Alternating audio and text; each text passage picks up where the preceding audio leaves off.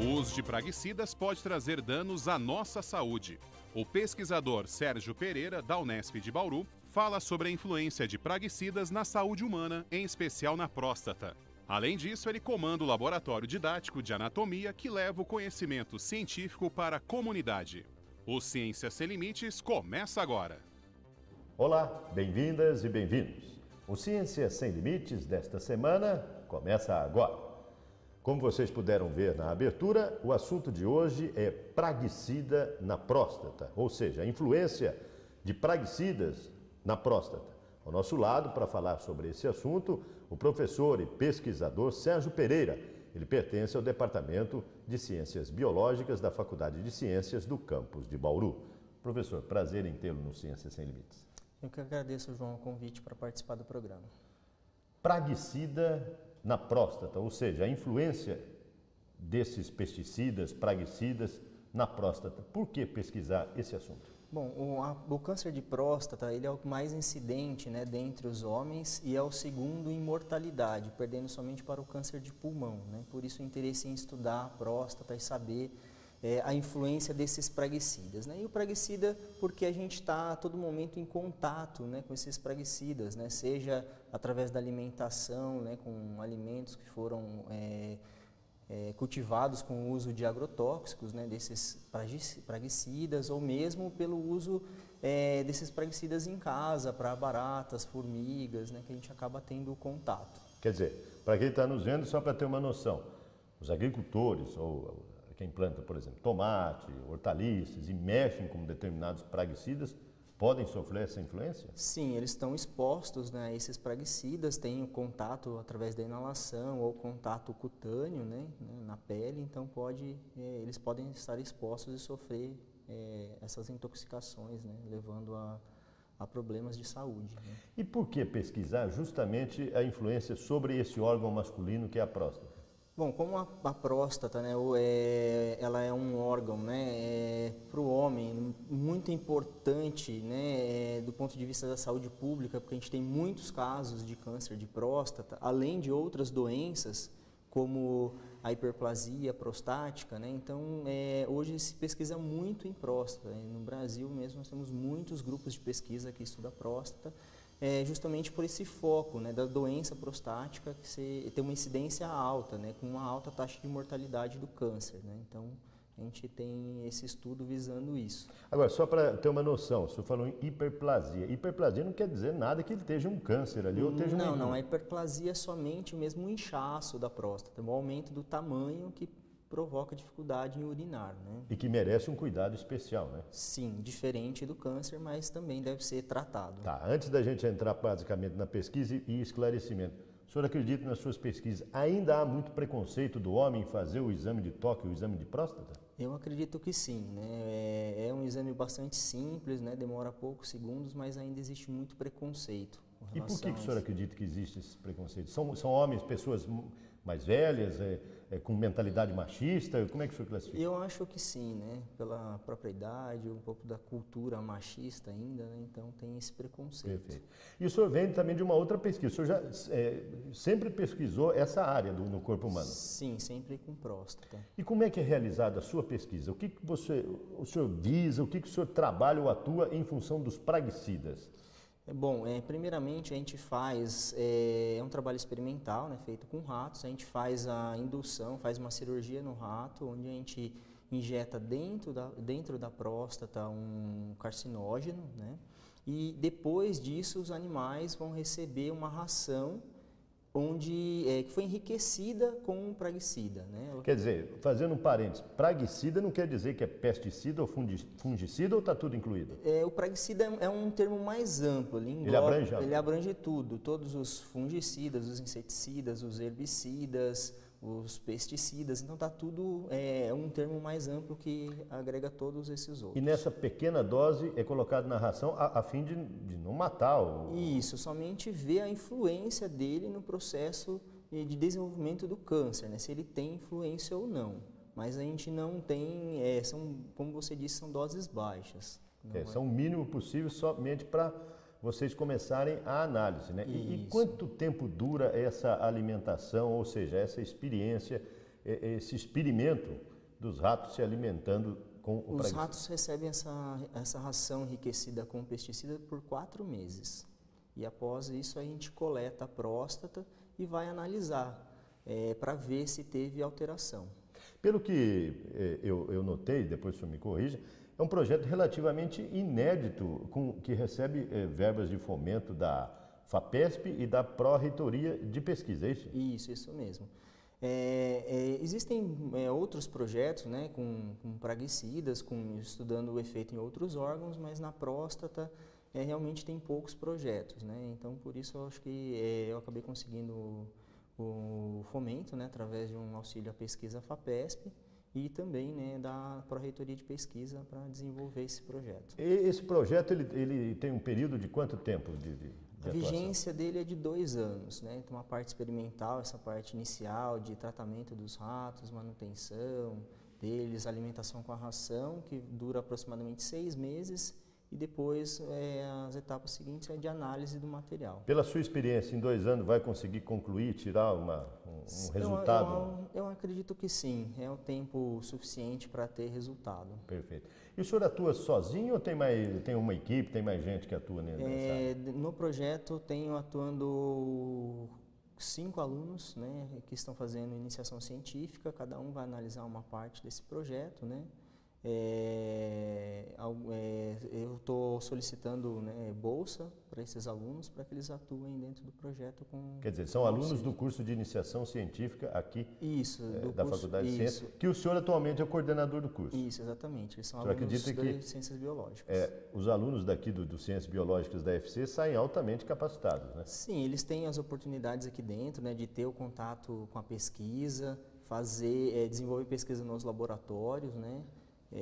Principalmente os alunos do bacharelado, que eles têm que fazer o trabalho de conclusão de curso, onde eles vão desenvolver pesquisa em alguns dos laboratórios aqui na Faculdade de Ciências ou até mesmo fora. Podemos conversar com alguns deles? Sim, podemos. Tá. Nós estamos chegando ao final deste bloco. No próximo bloco, então, nós vamos conversar com os alunos de iniciação científica que fazem graduação aqui no curso de Ciências Biológicas da Faculdade de Ciências. Para você contactar o pesquisador, o e-mail dele aparece aí na sua tela, spereira@fc.unesp.br. Se quiser conhecer mais sobre a faculdade, www.fc.unesp.br.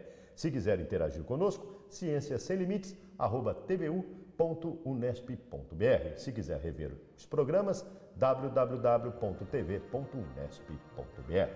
Nós vamos para um breve intervalo e voltamos já já.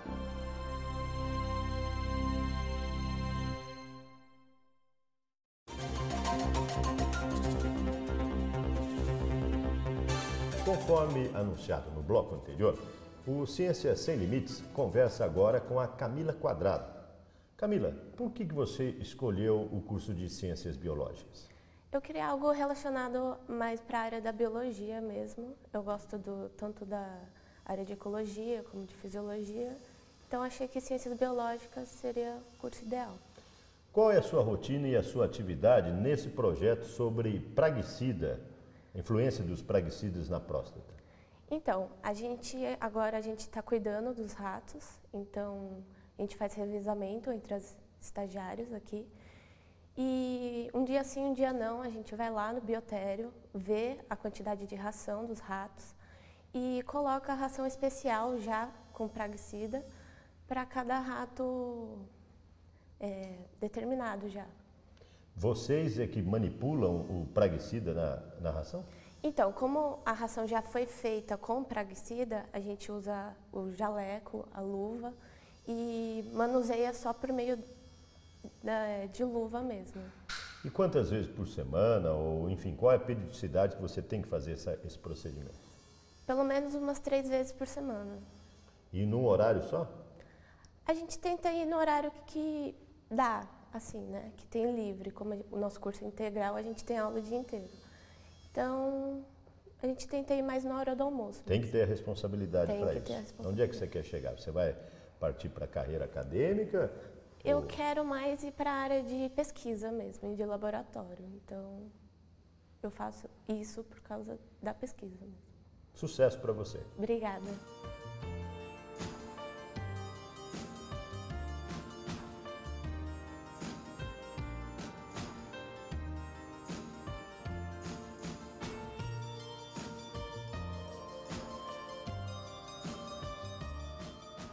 O Ciências Sem Limites conversa agora com a graduanda Fernanda Oliveira, que pertence ao grupo de pesquisa do professor Sérgio Pereira. Por que fazer iniciação científica ainda na graduação?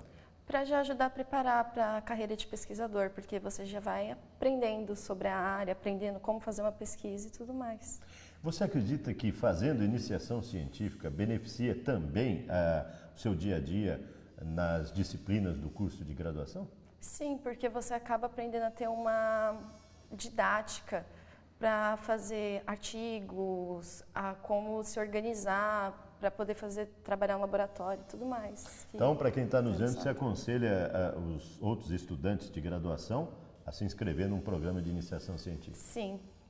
E qual que é a sua rotina no laboratório, trabalhando com os ratos e o praguicida no grupo de pesquisa? Todas as pessoas que estão nas pesquisas são responsáveis por cuidar dos ratos que estão no biotério. Ir lá alimentá-los pelo menos um dia sim, um dia não na semana e ver se não aconteceu nada, porque corre o risco de também eles estarem mortos por causa do praguicida. E como é que o professor orientou a vocês a saber a quantidade certa de praguicida na ração? O praguicida na ração foi colocado segundo o procedimento internacional de dosagem de baixa quantidade. Então, quer dizer, tem um procedimento já estudado mundialmente? Sim.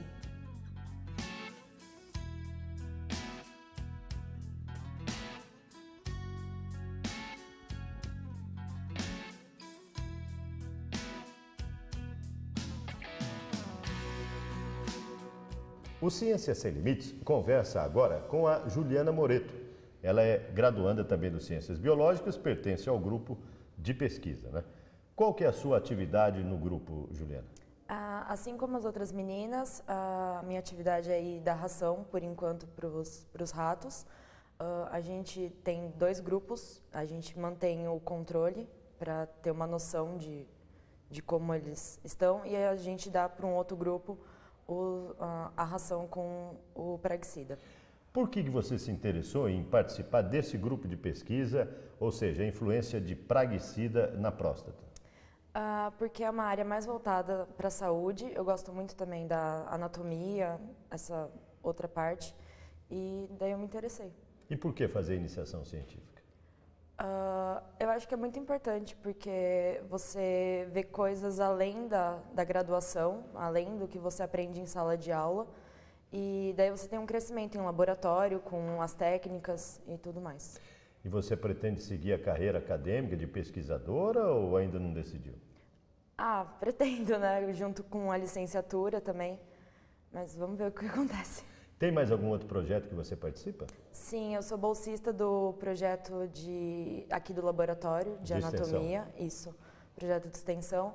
A gente recebe escolas públicas e particulares também, do fundamental e do médio, e a gente mostra as peças anatômicas, usa os modelos também e ensina para eles algumas coisas, pega algumas curiosidades, porque é bem diferente do que eles estão acostumados com o dia a dia, porque são pessoas de verdade.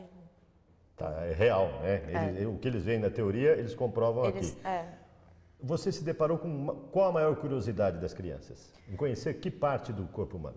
A gente tem um feto aqui, então eles se interessam muito por ele, eles ficam bem chocados quando eles veem. Impressiona, né? Impressiona bastante, mas eles também vêm com muitas curiosidades para cá, por exemplo, se a unha e o cabelo continuam crescendo depois que morre, ou outras curiosidades, doenças que eles estão acostumados, que acaba acontecendo no cotidiano da família, eles trazem essas perguntas para cá, daí a gente tenta esclarecer o máximo possível. Parabéns, então, e sucesso nessa sua empreitada, tanto no grupo de pesquisa quanto aqui no projeto de extensão. Sucesso na sua formação acadêmica também. Obrigada. O Ciências Sem Limites vai para um breve intervalo. No próximo bloco, nós vamos continuar conversando com o professor Sérgio Pereira, pesquisador aqui do Departamento de Ciências Biológicas da Faculdade de Ciências do campus da Unesp de Bauru. Um instante só, esperamos por você.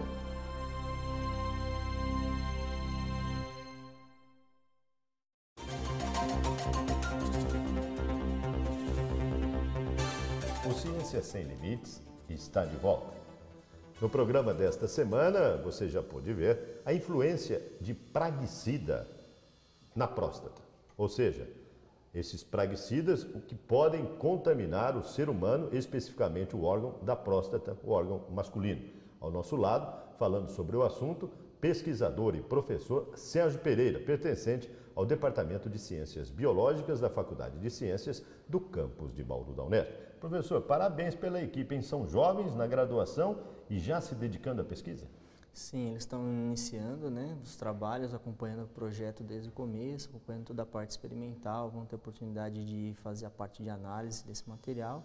E é importante, né, essa etapa para a formação deles. A iniciação científica vai, com certeza, melhorar, né, a capacitação deles depois para seguir a carreira. E tem muitos que começam na iniciação científica e não param mais, vão para o mestrado, doutorado e seguem carreira acadêmica. Né? Geralmente sim, né? Eles acabam, os que gostam, né, acabam seguindo, vão fazer mestrado, doutorado e tentar, né, a carreira acadêmica na universidade. Professor, voltando então a falar sobre a pesquisa, né? Nós vimos já de uma forma que esses praguicidas eles podem ter influência no ser humano, seja por contato, seja pelos alimentos ou mesmo contato com esses praguicidas.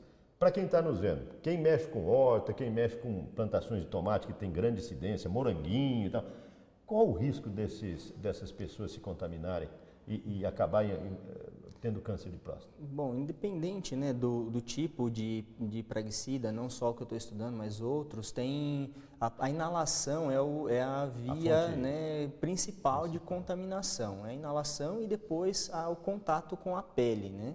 Como a gente tem, acaba que essas pessoas que mexem com lavouras estão expostas, né, quase que diariamente a esses praguicidas, então isso pode depois no futuro ter influência, não só na próstata, mas em outros órgãos também. E que tipo, além do câncer, pode ocasionar em termos de contaminação para o ser humano? Bom, pode ser alguma intoxicação aguda, ter problemas no fígado, no rim, né, que são coisas mais pontuais, né, não vai ter uma repercussão para o futuro, mas naquele momento, se o contato for muito grande, pode sim causar até mesmo queimaduras na pele. Perfeito. E a melhor maneira de se evitar, depois nós vamos entrar em detalhes, os tipos de praguicida, mas a melhor maneira é não ter o contato ou se paramentar, ter os EPIs, equipamento de proteção individual? Eu acho que se evitar, né? Mas o contato direto. Se tem que usar realmente o praguicida, usar, né, os equipamentos de segurança. Nós estamos falando se proteger. Em que tipo de praguicida? Esse praguicida que eu estou estudando no projeto, né, que é o DDVP, ele é um praguicida organofosforado que é usado tanto na agricultura, nas iscas de barata, para venenos para formiga, para rato, que são usados em indústria e até mesmo em casa. Aqueles formicidas granuladinhos que as pessoas colocam no quintal lá, possuem essa substância? Alguns sim, não todos, mas alguns sim. Alguns determinantes, por exemplo, como o aerosol, a dengue está em evidência, né? Muitas pessoas acabam comprando exageradamente esses praguicidas ou pesticidas e aplicam em casa para afugentar o mosquito da dengue. Isso pode ocasionar prejuízo também à saúde? Sim, todos, se não for esses naturais, né, a base de produtos naturais, todos os praguicidas podem ter algum reflexo na saúde. Não, né, às vezes por uso ocasional, mas o uso frequente, né, ao longo de muitos anos pode sim. É isso que a gente queria saber em termos. Não dá para quantificar, por exemplo, se eu passar na minha casa 3 vezes por semana, eu corro um alto índice de me contaminar, no caso o homem, de ter câncer de próstata. Não dá para a gente saber a quantidade. É difícil quantificar, né? Quando a gente fala por exemplo, no surgimento de um câncer, seja em qual órgão ele for, né? Mas na próstata em específico, ele é causado, a causa é multifatorial, depende de muitos fatores, né? Entendi. Então, no nosso dia a dia, a gente está exposto a muitas coisas. Né? Então, a recomendação para quem está nos vendo, usar o mínimo possível e com o maior cuidado. Isso, exatamente. Lavar as mãos depois, higienizar, né? Exatamente, fazer o uso adequado, né, e necessário. O senhor acredita que daqui a 2 anos a gente volta para o senhor mostrar os resultados? Com certeza vamos ter resultados expressivos. Muito bem, parabéns. Mas tem um outro assunto também, que o pessoal deve estar vendo alguns alguns bonecos, né? No fundo, o senhor tem um outro projeto aqui no departamento, qual é? É um projeto de extensão, né, que chama Laboratório Didático de Anatomia, né, Ensino e Extensão, onde a gente recebe alunos do ensino fundamental e médio para visitar o laboratório de anatomia, né, onde eles têm a oportunidade de fazer uma integração entre a teoria que eles aprendem na escola e a prática, né, que muitas vezes mesmo as escolas privadas não têm material para ter aula prática, né, de corpo humano, né, que é o foco aí da anatomia.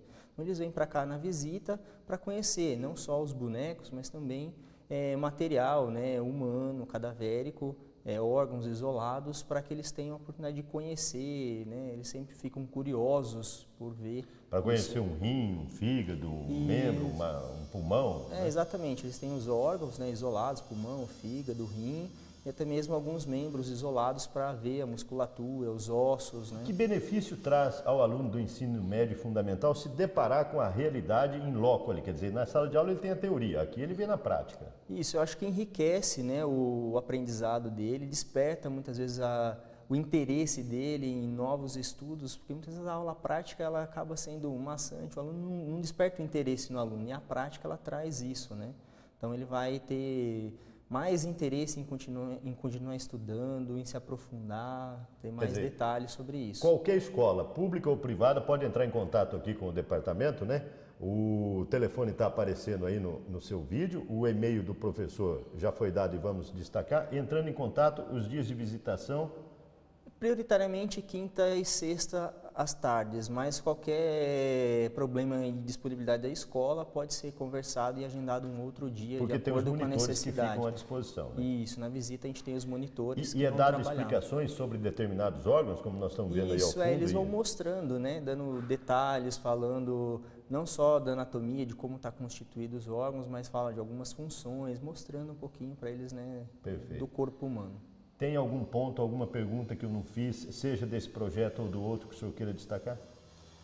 Eu acho que com relação, né, à pesquisa, né, eu acho que mesmo mostrar, né, que as pessoas devem estar atentas, né, no seu dia a dia, para não ficar exposta então a essas substâncias tóxicas, né, que principalmente os praguicidas, que podem dar problemas de saúde, não só câncer, mas outros problemas também. Perfeito. E nesse projeto de extensão, a universidade está de portas abertas para qualquer escola, seja municipal, estadual, pública ou privada. Exatamente. Né? Estamos aí aguardando o contato das escolas para agendar as visitas. Felizmente chegamos ao final do programa, professor. Muito obrigado pela sua entrevista e pelo seu trabalho desenvolvido aqui como coordenador do curso e como pesquisador e professor. Ok, João, também agradeço o convite para participar do programa. Para você interagir com o professor pesquisador Sérgio Pereira, o e-mail está aí na sua tela, spereira@fc.unesp.br. Para conhecer mais sobre a unidade, www.fc.unesp.br. Para interagir conosco, cienciasemlimites@tvu.unesp.br. Para rever os nossos programas, www.tv.unesp.br. Final do Ciência Sem Limites. Na próxima semana, uma nova pesquisa, um novo pesquisador. Até lá!